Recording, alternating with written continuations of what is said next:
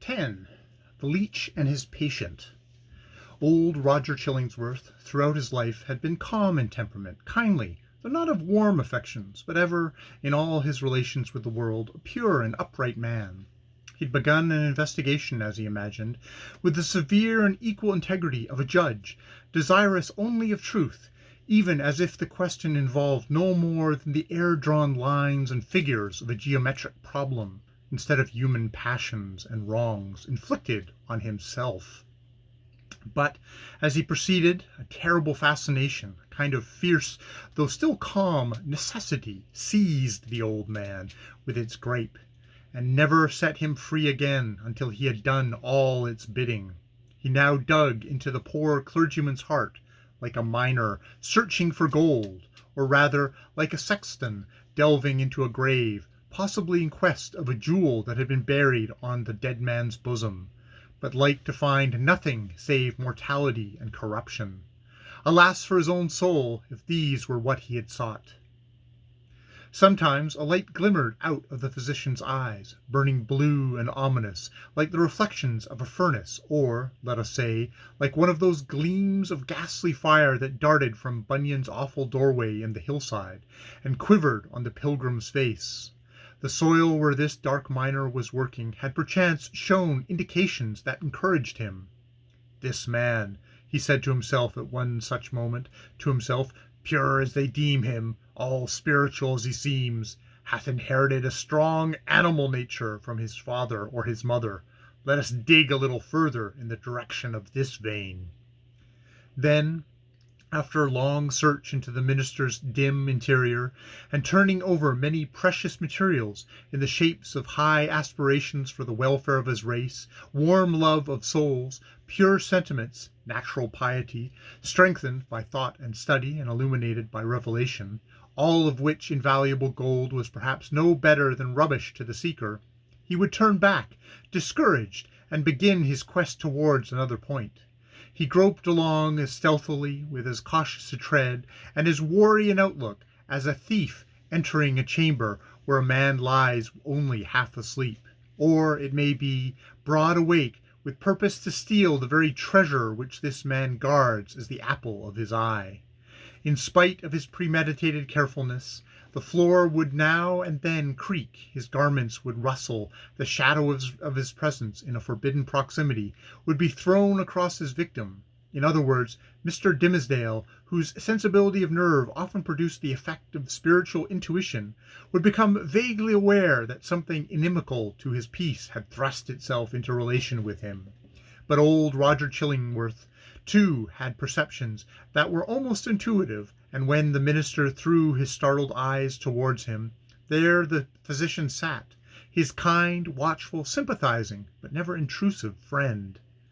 Yet Mr. Dimmesdale would perhaps have seen this individual's character more perfectly if a certain morbidness to which sick hearts are liable had not rendered him suspicious of all mankind. Trusting no man as his friend, he could not recognize his enemy when the latter actually appeared. He therefore still kept up a familiar intercourse with him, daily receiving the old physician in his study, or visiting the laboratory, and, for recreation's sake, watching the processes by which weeds were converted into drugs of potency. One day, leaning his forehead on his hand and his elbow on the sill of the open window that looked towards the graveyard, he talked with Roger Chillingworth while the old man was examining a bundle of unsightly plants. "Where?" asked he, with a look askance at them, for it was the clergyman's peculiarity that he seldom nowadays looked straight forth at any object, whether human or inanimate. "Where, my kind doctor, did you gather these herbs, which with such dark, flabby leaf?" "Even in the graveyard here at hand," answered the physician, continuing his employment. "They are new to me. I found them growing on a grave, which bore no tombstone, nor other memorial of the dead man, save these ugly weeds that have taken upon themselves to keep him in remembrance. They grew out of his heart, and typify, it may be, some hideous secret that was buried with him, and which he had done better to confess during his lifetime."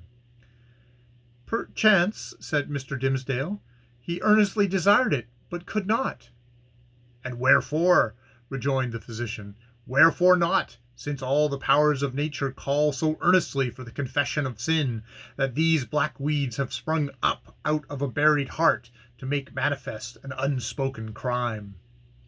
That, good sir, is but a fantasy of yours, replied the minister. There can be, if I forebode aright, no power, short of the divine mercy, to disclose, whether by uttered words or by type or emblem, the secret that may be buried with a human heart. The heart, making itself guilty of such secrets, must perforce hold them, until the day when all hidden things shall be revealed. Nor have I read or interpreted Holy Writ, as to understand that the disclosure of human thoughts and deeds then to be made is intended as a part of the retribution. That, surely, were a shallow view of it. No, these revelations, unless I greatly err, are meant merely to promote the intellectual satisfaction of all intelligent beings, who will stand waiting on that day to see the dark problem of this life made plain. A knowledge of men's hearts will be needful to the completest solution of that problem, and I conceive, moreover, that the heart holding such miserable secrets as you speak of will yield them up at that last day, not with reluctance, but with a joy unutterable. Then why not reveal them here? Asked Roger Chillingworth, glancing quietly aside at the minister. Why should not the guilty ones sooner avail themselves of this unutterable solace? They mostly do, said the clergyman, gripping hard at his breast as if afflicted with an importune throb of pain. Many, many a poor soul hath given its confidence to me, not only on the deathbed, but while strong in life and fair in reputation. And ever, after such an outpouring, oh, what a relief I have witnessed in those sinful brethren, even as in one who at last draws free air, after long stiffening with his own polluted breath. How can it be otherwise? Why should a wretched man, guilty, we will say, of murder, prefer to keep the dead corpse buried in his own heart, rather than flinging it forth at once, and letting the universe take care of it? Yet some men bury their secrets thus, observed the calm physician. True, there are such men, answered Mr. Dimmesdale, but, not to suggest the more obvious reasons, it may be that they are kept silent by the very constitution of their nature, or, can we not suppose it, guilty as they may be, retaining nevertheless a zeal for God's glory and man's welfare, they shrink from displaying themselves black and filthy in the view of men, because thenceforward no good can be achieved by them, no evil of the past be redeemed by better service. So, to their own unutterable torment, they go about among their fellow creatures, looking pure as new-fallen snow, while their hearts are all speckled and spotted with iniquity, of which they cannot rid themselves. These men deceive themselves, said Roger Chillingworth, with somewhat more emphasis than usual, and making a slight gesture with his forefinger. They fear to take up the shame that rightfully belongs to them. Their love for man, their zeal for God, these holy impulses may or may not coexist in their heart with the evil inmates to which their guilty guilt has unbarred the door, and which must needs propagate a hellish breed within them. But if they seek to glorify God, let them not lift heavenward their unclean hands. If they would serve their fellow man, let them do it by making manifest the power and reality of conscience, and constraining them to penitent self-abasement.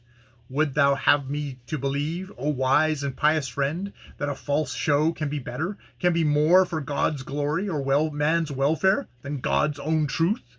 Trust me, such men deceive themselves. It may be so, said the young clergyman indifferently, as if waiving a discussion that he considered irrelevant and unseasonable. He had ready faculty, indeed, of escaping from any topic that agitated his too sensitive and nervous temperament. But now I ask of my well-skilled physician whether in good sooth he deems me to have profited by his kindly care of this weak frame of mine. Before Roger Chillingworth could answer, they heard the clear, wild laughter of a young child's voice proceeding from the adjacent burial ground. Looking instinctively from the open window, For it was summer-time, the minister beheld Hester Prynne and little Pearl passing along the footpath that traversed the enclosure. Pearl looked as beautiful as the day, but was in one of those moods of perverse merriment which, whenever they occur, seem to remove entirely her out of the sphere of sympathy or human contact. She now skipped irreverently from one grave to another, until, coming to the broad, flat, memorial tombstone of a departed worthy, perhaps of Isaac Johnson himself, she began to dance upon it. In reply to her mother's command and entreaty that she would behave more decorously, little Pearl paused to gather the prickly burrs from a tall burdock which grew beside the tomb. Taking a handful of these, she arranged them along the lines of the scarlet letter that decorated the maternal bosom, to which the burrs, as their nature was, tenaciously adhered. Hester did not pluck them off. Roger Chillingworth had by this time approached the window and smiled grimly down. "There is no law, nor reverence for authority, no regard for human orderliness or opinions, right or wrong, mixed up with that child's composition," remarked he, as much to himself as to his companion. "I saw her the other day bespatter the governor himself with water at the cattle trough in Spring Lane. What, in heaven's name, is she? Is the imp altogether evil? Has she affections? Has she any discoverable principle of being?" "None, save the freedom of a broken law," answered Mr. Dimmesdale, in a quiet way, as if he had been discussing the point within himself. "Whether capable of good, I know not." The child probably overheard their voices, for, looking up to the window with a bright but naughty smile of mirth and intelligence, she threw one of the prickly burrs at the Reverend Mr. Dimmesdale. The sensitive clergyman shrunk with nervous dread from the light missile. Detecting his emotion, Pearl clapped her little hands in the most extravagant ecstasy, while Hester Prynne likewise had involuntarily looked up, and all these four persons, old and young, regarded one another in silence, till the child laughed aloud and shouted, "Come away, mother, come away, or yonder old black man will catch you. He hath got hold of the minister already. Come away, mother, or he will catch you, but he cannot catch little Pearl." So she drew her mother away, skipping, dancing, and frisking fantastically among the hillocks of the dead people, like a creature that had nothing in common with a bygone and buried generation, nor owned herself akin to it. It was as if she had been made afresh out of new elements, and must perforce be permitted to live her own life, and be a law unto herself, without her eccentricities being reckoned to her for a crime. "There goes a woman," resumed Mr. Roger Chillingworth, after a pause, "who, be her demerits what they may, hath none of that mystery of hidden sinfulness which you deem so grievous to be borne. Is Hester Prynne the less miserable, think you, for that scarlet letter on her breast?" I do verily believe it," answered the clergyman. "Nevertheless, I cannot answer for her. There was a look of pain in her face, which I would gladly have been spared the sight of, but still, methinks, it must needs be better for the sufferer to be free to show his pain, as this poor woman Hester is, than to cover it all up in his heart." There was another pause, and the physician began anew to examine and arrange the plants which he had gathered. "You inquired of me a little time agone," said he at length, "my judgment as touching your health." "I did," answered the clergyman, "and would be gladly to learn it. Speak frankly, I pray you, be it for life or death." "Freely then, and plainly," said the physician, still busy with his plants, but keeping a wary eye on Mr. Dimmesdale. "The disorder is a strange one, not so much in itself, nor is outwardly manifested, in so as far, at least, as the symptoms have been laid open to my observation. Looking daily at you, my good sir, and watching the tokens of your aspect, for months gone by, I should deem you a man sore sick, it may be, yet not so sick that an instructed and watchful physician might well hope to cure you. But I know not what to say. The disease is what I seem to know, yet know it not."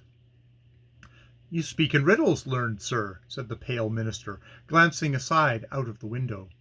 "Then To speak more plainly, continued the physician, and I crave pardon, sir, should it seem to require pardon, for this needful plainness of my speech, let me ask, as your friend, as one having charge under Providence of your life and physical well-being, hath all the operations of this disorder been fairly laid open and recounted to me? How can you question it? Asked the minister. Surely it were child's play to call in a physician and then hide the sore. You would tell me, then, that I know all?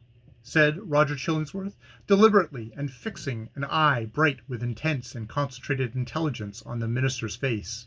Be it so, but again, he to whom only the outward and physical evil is laid open, knoweth oftentimes but half the evil which he is called upon to cure. A bodily disease which we look upon as whole and entirely within itself may, after all, be but a symptom of some alignment in the spiritual part. Your pardon once again, good sir, my speech give the shadow of offence. You, sir, of all people whom I have known, are he whose body is the closest conjoined and imbued and identified, so to speak, with the spirit whereof it is the instrument. Then I need ask no further, said the clergyman, somewhat hastily rising from his chair. You deal not, I take it, in medicine for the soul. Thus, a sickness, continued Roger Chillingworth, going on in an unalterated tone, without heeding the interruption, but standing up and confronting the emaciated and white-cheeked minister with his low, dark, and misshapen figure. A sickness, a sore place, if we may so call it, in your spirit, hath immediately its appropriate manifestation in your bodily frame. Would you, therefore, that your physician heal the bodily evil? How may this be, unless you first lay open to him the wound or trouble in your soul?